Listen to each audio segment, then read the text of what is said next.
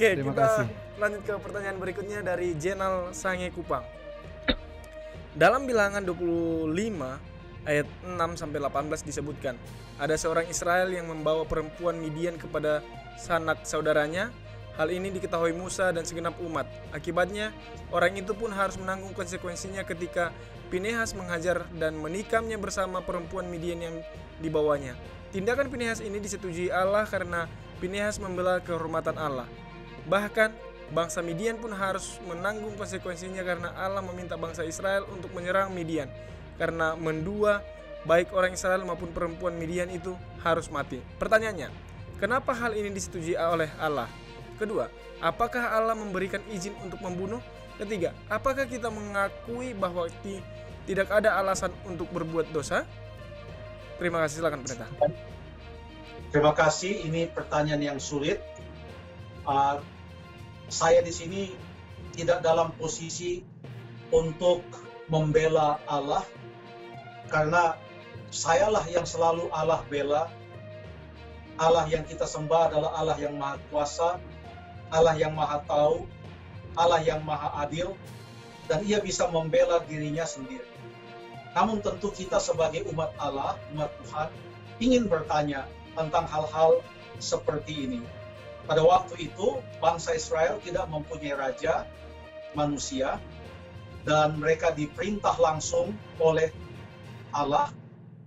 Makanya itu disebut bentuk teokrasi, yaitu pemerintahan oleh Allah. Musa bukan raja mereka, karena Musa adalah seorang nabi, penyambung lidah Allah antara Allah dan orang-orang Israel.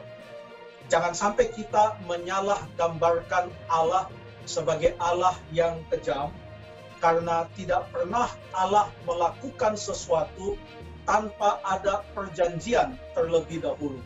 Ya, nah ini di dalam pasal yang ke-25, di mana ada seorang Israel yang membawa perempuan Midian, dan kalau kita baca di awal pasal yang ke-25 itu, dikatakan bahwa ini bukan hanya masalah menikah antara seorang Israel dan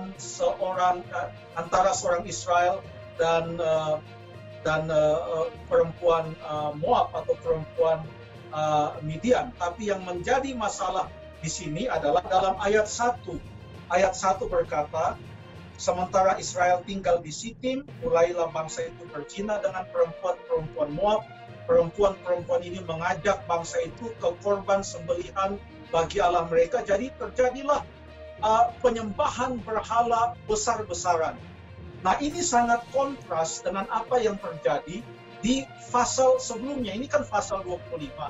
Pasal sebelumnya adalah pasal 22, 23, dan 24. Di sini diceritakan bahwa Balak memanggil, atau Raja Moab yang namanya Balak, memanggil Bileam untuk mengutuk bangsa Israel. Tapi dalam pasal-pasal ini, khususnya pasal 23 dan 24, waktu Bileam mau mengutuk bangsa Israel, Allah katakan, hanya yang aku taruh di dalam lidah dan mulutmu itu yang engkau ucapkan. Dua pasal ini adalah ucapan berkat Tuhan yang sungguh luar biasa untuk bangsa Israel, yang menyatakan bahwa Allah adalah Allah yang pemurah, Allah yang penyayang.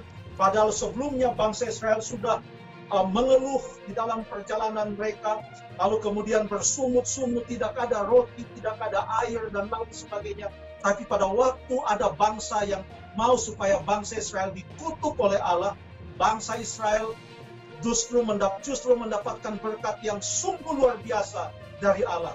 Ucapan Bileam semuanya ucapan berkat, bertentangan dengan sambutan bangsa Israel setelah diberkati dengan sungguh luar biasa. Bukannya menyembah Allah, tapi mereka dengan sengaja mereka mengikuti dewa-dewa asing, bangsa Moab, bangsa Midian. Lalu terjadi kawin campur dengan orang-orang yang menyembah berhala. Dan ini adalah satu kekejian di mata Tuhan. Jika Allah melakukan sesuatu, itu sudah yang paling tepat yang Allah lakukan dengan segala kasih yang ada padanya, yang tak bisa kita gambarkan dengan kata-kata. Terima kasih.